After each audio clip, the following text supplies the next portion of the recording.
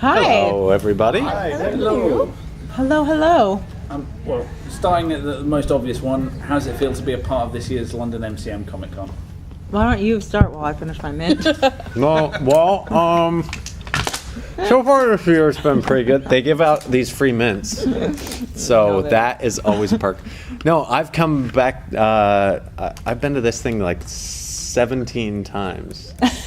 I come every time they'll have me because I have a blast every time, and this year's no exception. Emily and I both have young children at home, so I think last night we slept, even though we're jet lagged and very confused. I think last night we slept longer than I slept in this morning. Literally. Years. And you would, some people sleep in from hangovers, not me. No, I was sleeping in from a mommy hangover because I was like, no children. So that's great. The best night's sleep I've gotten in forever. How's MCM? We're like, well, we got to sleep. But other than the sleep part, it's so true. It's been great. It's funny because it's true. Yeah.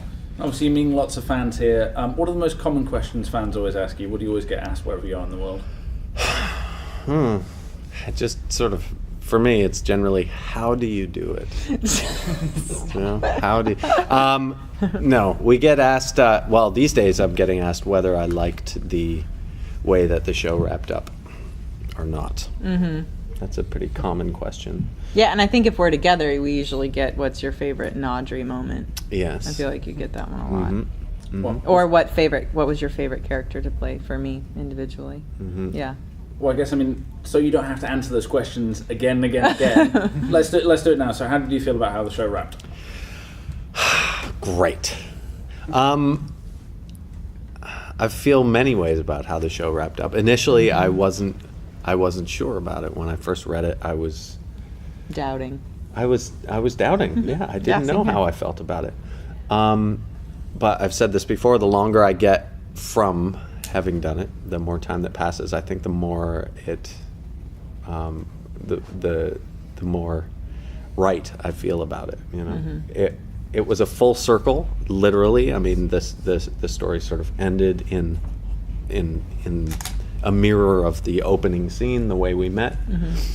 So that there was a beautiful symmetry there, but it was also, was she the same? We wanted them to be together. Was she the same person? There are many opinions on that. Some people were really upset when Nathan went back in time and had a love affair with Sarah. Some people thought that was effectively cheating. Other people saw that as an opportunity. An opportunity and took full advantage of it. Other people thought it was, understandable, beautiful thing. So yeah, I think I have all these varying thoughts about the way it ended. But like I said, the more time passes, the more I'm okay with it. Yeah, I think I felt, we initially, you're, I feel like I sound like you right now. I can't form a sentence. Oh, yeah. Kidding. I feel like I sound like you. No, I feel like initially, no, I'm just kidding. Not being able to actually you're form actually a sentence. Speaking really well because I'm exhausted. For one. Yeah. You're actually doing making really words good job. and stuff. No, Yeah. it's really good. You've learned a lot. Thanks. It's good. Thanks. I feel like I personally am, like the fans, you spend so much time with these characters that you have it built up in your mind. Like the writers had a really tough finales. I've listened to panels on finales, right? Sure. Haven't we? Like I remember at ATX there was a whole finale panel, and they talked about, what does it take to put work into putting together a finale, and you're going to disappoint people, and you're going to, some people will be like, it's the best thing ever, and so I feel like for us that's the same way. It's like we get the finale comes into your email, and you're like, okay, and you sit down and you read it, and I've had I talk about a lot of visceral reactions to when I read the show. So I feel like initially, of course I was kind of like, oh, I thought it would end in my way. I thought this, but that's not our piece of the pie. We're not the writer part, we are sometimes, and sometimes we're not. So I think like Lucas, I feel like when I was filming it, when I was actually on the day filming it, I wanted it to be right, and I wanted it to be good and exactly like to mirror that moment in a really great way, and I was totally on board. But I think there was like a lot of discussion, and mainly that was the discussion, was does it end up being Audrey and Nathan together after all they've been through? Will they get some, like, and a lot of people believed, like, yes, this is the way that can happen, and that, you know, in a tragedy, which it was in some ways too, like, Audrey shouldn't be there, you know. So there's a lot when you go back and sort of think of it, and you're able to kind of step out of it. I think really worked. I say this a lot, that, like, for me, I'm like a huge sucker for emotional montages at the end. Like, to me, I would have ended it on a different song, but I understand that would need to end with that song, and I get it. But I think for me, like, yeah. Coldplay. Yeah. When you try your best, but you don't succeed. Just for like 3 more episodes. 3 more episodes of Coldplay. Montages. And clips from the show. It's great. No, okay. Was that like the best, shortest answer you've ever heard? That was a very good short answer. Yeah. Well, you didn't answer your favorite Naudrey moment. Oh, right. Well, we answered that yesterday on our little interview. We kind of talked about that a little bit. Yep. I had said, well, no, I said hit for that again. Yeah, no, and this is kind of funny because it kind of says what he was talking about. Like, for me, I felt like a good turning point in our characters was actually, it was Sarah and Nathan on the beach. Like, even though that wasn't an Audrey Nathan moment, it was an aspect of Audrey, and it was an opportunity for Nathan, and it was a way to kind of live that reality without, you know, the direness of the world ending right there. So I always thought that was like a really sweet, special moment between the two of them. Even though it was Sarah. You're right. Even though it was weird. He was cheating. Even though I was cheating. But we talked about also the moments that we got. But Sarah's a flirt, man. She was forward. It's not like Nathan went back in time and was like, hey, check it, bam. Exactly. Like, it was. He was taken advantage of. He was taken advantage of. Yeah. But Audrey Nathan, I think we were talking about you had mentioned, was it in the last season? Yeah. It was in their house, or his house. Right, when we finally got to see Nathan's house, there was a moment in the final season that seemed like a reprieve from all the nonsense that had been going on. We got to see them momentarily in sort of an unstressed domestic situation, and that was just a nice thing to get to play with because we were always headed out to some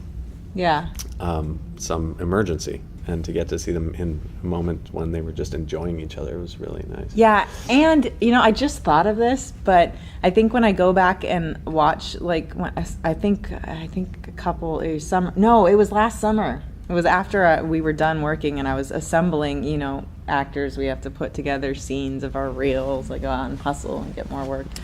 And I was going through all the footage, and I was just reminded about all these, like, really quirky, stupid, fun moments that we got to have in the office together. Where, you're trying to ask me to go to, ask Audrey to go to the play, or there's coffee, or we're walking down the side of the pier and we're just, giving each other flack for what kind of coffee each other likes, or what, just stupid, fighting about dumb things.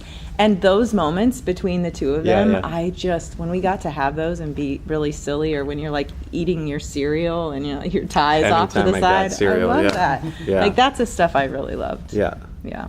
So you got a lot of great actors coming in for set pieces of story arcs. What was it like to have people join the family temporarily as time went on? What was great was the ones that became not temporary, like Adam Copeland. To be able to have him join on and be such a great part of the family. And granted, anybody we got for a little bit, like Chris Lemke, and just like the humor. When they understood that and got the quirk, and then when the writers and everybody let them be as funny as they could be, it was such a great reprieve. Yeah. Yeah, Lemke was Seth. He was a ghost hunter, right? He was so and awesome. He became and Gloria. Oh my gosh, Jane was incredible. Yeah. We have a lot of, and they do become family because we're filming in this we call it TV camp.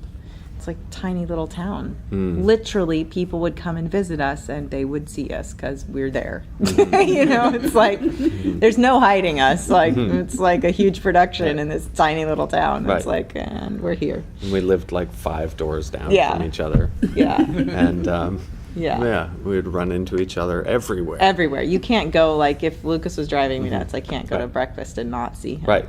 Yeah, so you kind of had to work your craft. No, he was just here and he's gone over to get some ice cream. And then I saw he just went to the bank machine across the street. Yeah. Oh, there he is. Yeah. What about working with William Shatner? Oh, right. Yeah, that was incredible. It was. That Emily was- got to do the I most just kept of it. telling them. Yeah, and I just kept telling them. I was like, you guys stop talking about that. It's not going to happen. Like, you're Right. kidding me. William Shatner. No, we're not getting William Shatner. Did that happen because of Twitter? Because I know he's very active on there. He is very active on there. I don't think so. the I heard- producers were trying to get him for a while. Mm-hmm. And when they dropped the name, I was like, yeah, right. Like, seriously, guys, no, that's not happening. And when we got the green light, I was like, my parents are going. I mean, I flipped out because obviously I grew up watching him. I'm like, flip phones exist because of William Shatner, or existed. But yeah, I'm like, yeah, My whole thing. Your whole thing. Wow, I just got a flip phone. Yeah, he just got it. yesterday. My first phone. But no, it was, and then to meet him and work with him and realize he's such a pro. Like, you usually think that people who've been doing this a long time just kind of don't have to be pros anymore, and he is a pro. Like, to be able to sit and be like running lines with him, and he's running the next 2 days of lines. Like, it's just, he's so impressive. I gave the crew a hard time because he came and like all of a sudden there was like a couch and a lamp and a tent Right. and a whole living area Right. and like a coffee machine and all these things. I walked on, I was like, really, this is awesome. This is how it's gonna be. I was like, seriously, Shatner, can you be here all the time? This is amazing. Yeah. I wonder how many of those things he demanded. Yeah, exactly. None. Or just appeared. Okay, bearing in mind you've just talked about the flip phone and it's your first flip phone. Yes. Oh, right. I just want to get into, for a minute, the future of your industry as actors. Mm-hmm. And you've probably heard about things like VR and 360 filmmaking and stuff like that. Yeah. And I'm curious, from your perspective, how you see this, because we're going to get to a stage soon where somebody's going to just say, you know what, I'm going to scan you and you just stay at home and we've got this thing and we'll green screen you into another environment somewhere else. Right. Yeah. You stay at home with the kids and we'll record you. Yeah. Right. So, you know, I'm curious what your take is on that in terms of will that change your performance approach or? My personal take on it, because I feel like I've sort of had a inkling of that all in my brain from working on Uncharted for so long. I'm like, y'all, I can do this till I'm 80. You've got me. Like, the amount of times my body has been, like, not only like doing motion capture, but the amount of times they've stuck me in a ball with like a bazillion lights and asked me to do every reaction on my face. I'm like, my whole person is in a computer somewhere in like 3 times over. You have like all different kinds of incarnations. My brother's, it's funny you mentioned this, my brother's actually working with a 360 cam up in Seattle, and he's been on a lot of like the front end of doing that technology and doing advertising for them and everything. So I feel like I hear about it a lot from him. In terms of the whole, he was telling me about the whole virtual reality stuff, about being in one place and it appearing in another and all of that. I think I could be totally wrong. I understand. I could watch this back and be like totally wrong. I don't think. But that's yeah. Well, thank you. That's why we work together so well. But I feel like it's going to be a genre, because, you know, I feel like we've seen this happen with film. We were so lucky and blessed to work with film for like 4 years. And everybody's making the push to digital, and I understood the benefits of it. We all did, but we also understood the romanticism and the beauty of a film grain and what that brings to a piece and how essential it was, I think, to Haven. I remember watching, you can see if you look and watch 4 seasons and then you watch 5, there are very distinct differences because of how it was shot. Like, you can see it, like if you really want to look for it, you can see it.